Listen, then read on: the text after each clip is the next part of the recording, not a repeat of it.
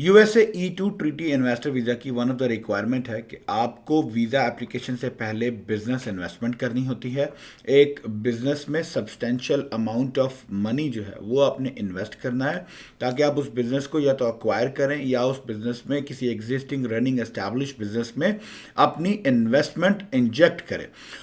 तो बहुत सारे फॉरेन इन्वेस्टर्स या एलियन इन्वेस्टर्स जो यूएसए में बिजनेस एस्टैब्लिश करना चाहते हैं E2 के लिए, उनकी तरफ से एक बहुत कॉमन क्वेश्चन जो मुझे देखने को मिलता है वो ये है कि हमें मिनिमम अमाउंट ऑफ इन्वेस्टमेंट जो है, मिनिमम अमाउंट जो है वो इन्वेस्ट करनी है और इसके साथ साथ एक स्मॉल स्केल का बिजनेस स्टार्ट करना है। और अगर फॉर एग्जांपल किसी स्मॉल स्केल के बिजनेस में, एक सर्विस इंडस्ट्रीज में या डिजिटल एंटरप्रेन्योरशिप टाइप के बिजनेस में आप इन्वेस्टमेंट करने जाते हो तो वो इन्वेस्टमेंट का ब्रेकअप क्या होगा, इन्वेस्टमेंट की जो टर्म्स एंड कंडीशंस हैं वो क्या होंगी, क्या इन्वेस्टमेंट एस्क्रो में जा सकती है एक स्टार्टअप कंपनी में या नहीं जा सकती है।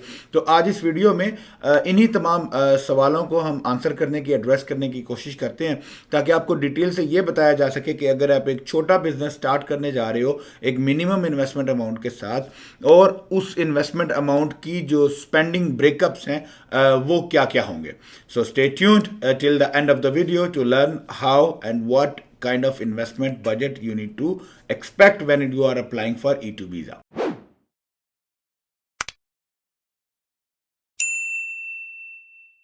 Assalamu alaikum. My name is Rahil Sheikh. I'm a business consultant based in Virginia, USA. मेरी फर्म स्टार्टअप बिजनेस ब्यूरो में हम लोग consulting and management services provide करते हैं उन तमाम फॉरेन इन्वेस्टर्स और एंटरप्रेन्योर्स को जो यूएसए में बिजनेस एस्टैब्लिश करना चाहते हैं या USA business investor visa programs को परसू करना चाहते हैं। यूएसए E2 इन्वेस्टर वीज़ा की रिक्वायरमेंट्स हैं कि आपको वीज़ा एप्लीकेशन से पहले इन्वेस्टमेंट्स करनी है यूएसए में। ये इन्वेस्टमेंट्स डिफरेंट तरह की सिचुएशन में हो सकती है। फॉर एग्जांपल, आप एक नया बिजनेस स्टार्ट कर सकते हो, आप एक एग्जिस्टिंग बिजनेस परचेज कर सकते हो, या आप एक किसी रनिंग प्रॉफिटेबल एग्जिस्टिंग बिजनेस में इन्वेस्ट कर सकते हो, या फिर इसके अलावा अगर आप कोई फ्रेंचाइज बिजनेस ऑन करना चाहो तो आप वो भी एक्वायर कर सकते हो। तो ये मुख्तलिफ तरह की कैटेगरीज हैं जिसमें आपको अपनी इन्वेस्टमेंट्स करनी है। अब कितनी इन्वेस्टमेंट और किस बिजनेस में करनी है ये सब आपके पास ओपन चॉइस है, आपके पास ऑप्शंस अवेलेबल हैं। आप अपनी प्रायोरिटीज के अकॉर्डिंगली, अपने बजट के अकॉर्डिंगली अपनी इन्वेस्टमेंट्स कर सकते हैं। All what the US government or the US authorities would expect from you is कि आप बिजनेसेस की जो मिनिमम रिक्वायरमेंट्स हैं ताकि वो बिजनेस कॉन्टीन्यूसली और कंसिस्टेंटली ऑनगोइंग बेसिस पे चलता रहे और प्रॉफिटेबिलिटी की तरफ जाए, तो वो रिक्वायरमेंट्स सारी, उनमें से कुछ भी कॉम्प्रोमाइज़ नहीं होना चाहिए। आप उस बिजनेस की तमाम रिक्वायरमेंट्स को ज़रूर पूरा करेंगे।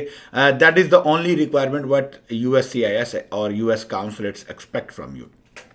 अब यूएस बिजनेस की रिक्वायरमेंट्स का मतलब क्या हुआ कि फॉर एग्जांपल आपने एक लेट से कोई एक ऑनलाइन या कंसल्टिंग सर्विसेज का या आईटी सर्विसेज का या मार्केटिंग, डिजिटल मार्केटिंग सर्विस की एक बिजनेस आप ऑपरेट करने जाते हो, तो आपका सबसे पहला कंसर्न ये होता है कि मिनिमम अगर फॉर एग्जांपल $50,000 का बजट है जो कि मिनिमम कंसिडर होता है मार्केट में इन्वेस्टमेंट्स के लिए, तो ये बजट आपको एक डिजिटल मार्केटिंग, एक आईटी कंपनी या एक सर्विस प्रोवाइडिंग कंपनी में आपके पास ऑप्शंस नहीं है आपको ये बजट कहाँ पे स्पेंड करना है।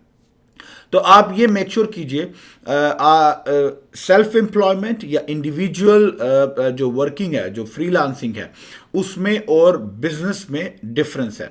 मतलब ये हुआ कि आप जो भी बिजनेस करेंगे that should not be as an independent और individual business, that has to be like a business और अ कॉरपोरेशन और अ कंपनी, विच मीन्स कि आप अकेले इंडिविजुअली पे कंपनी के या बिजनेस के different departments, different roles, different job positions manage नहीं कर सकते और सारी की सारी कंपनी का लोड आप अपने पे नहीं उठा सकते, because that will be more likely a self employment. आप अपनी जॉब बाय कर रहे हो।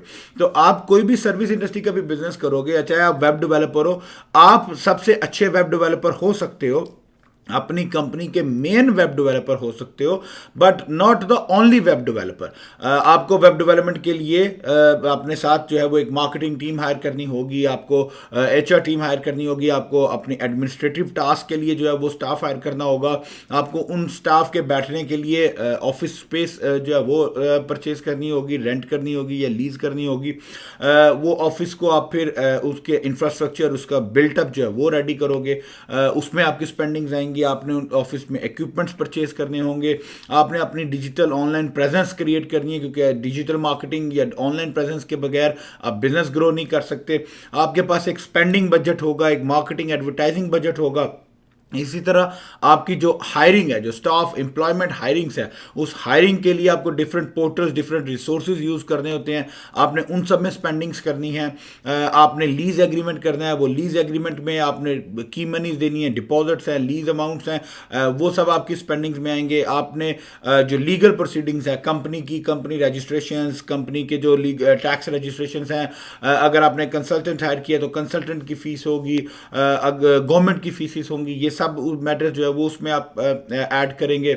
इसके अलावा जो है वो जो आप अगर कोई अकाउंटेंट हायर किया जो आपकी बिजनेस प्लान डेवलप कर रहा है, बिजनेस प्लान राइट कर रहा है, आपके लिए फाइनेंशियल फिजिबिलिटी रिपोर्ट्स बिल्ड कर रहा है, तो ये सब चीज़ों की जो है वो एक्सपेंसेस आपके कैपिटल इन्वेस्टमेंट्स में कंसिडर होते हैं।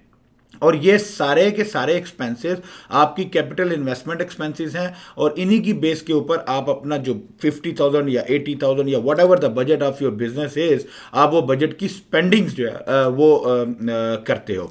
अब इसमें जो सबसे बड़ा कंसर्न आता है वो ये आता है कि द पीपल समटाइम्स डिमांड और आस्क कि हम स्टार्टअप कंपनी करने जा रहे हैं, लेकिन हमें एस्क्रो अकाउंट जो है वो या एस्क्रो सर्विसेज जो है वो चाहिए।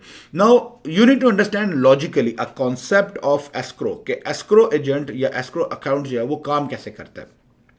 अब आप ये समझिए कि escrow is just a middle man जो कि कंफर्मेशन या आप ये कीजिए कि गारंटी प्रोवाइड करता है between the buyer and seller of a particular transaction. किसी बिजनेस में अगर आप बिजनेस या कोई भी चीज़, for example even a mobile आप परचेज कर रहे हो, तो there should be a buyer, there should be a seller. तो बायर एंड सेलर की म्यूचुअल अंडरस्टैंडिंग के अकॉर्डिंगली एस्क्रो पैसे जो है वो बायर से लेता है और सेलर को गारंटी प्रोवाइड करता है कि सेलर अपनी प्रोडक्ट या अपना बिजनेस या अपनी जो भी आइटम है वो बायर को डिलीवर करे। Once the buyer confirms and acknowledges that he और she has received that item, तो एस्क्रो एजेंट वो पैसे सेलर को रिलीज करता है। नाउ इसमें तीन चीजें, इस ट्रांजैक्शन में तीन चीजें इंपॉर्टेंट है। One is a buyer, one is a seller and one is an item.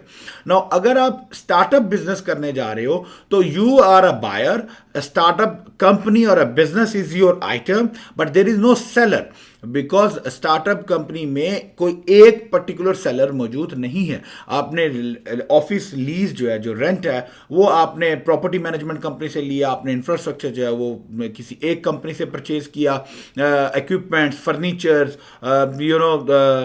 Online presence, ये सब आपने वेब डेवलपमेंट, ये सब के लिए डिफरेंट वेंडर्स होंगे, आप डिफरेंट सर्विस प्रोवाइडर्स होंगे।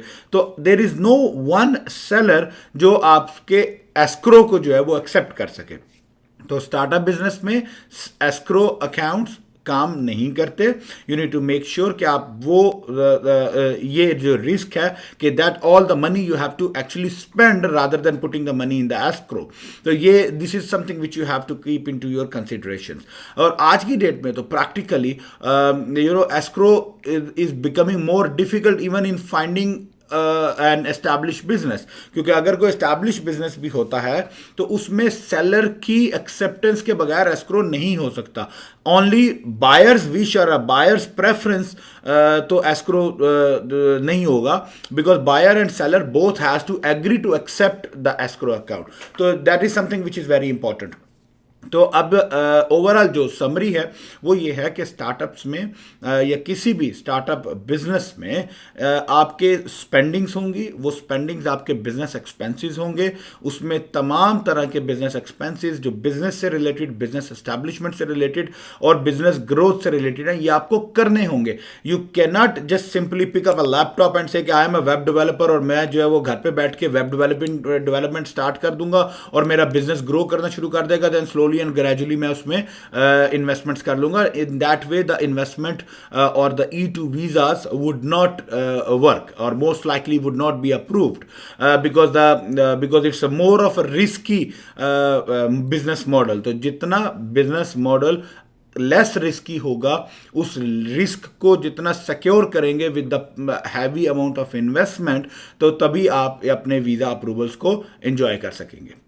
सो hope that makes it clear to you. US business visa से रिलेटेड या यूएस बिजनेस सेटअप और बिजनेस इंफ्रास्ट्रक्चर से रिलेटेड अगर आपके कोई कंसर्न्स हो, कोई क्वेश्चंस हो, कोई क्यूरीज हो, तो feel free to reach out to me and my team would be happy to respond back to you. Thank you, have a good one.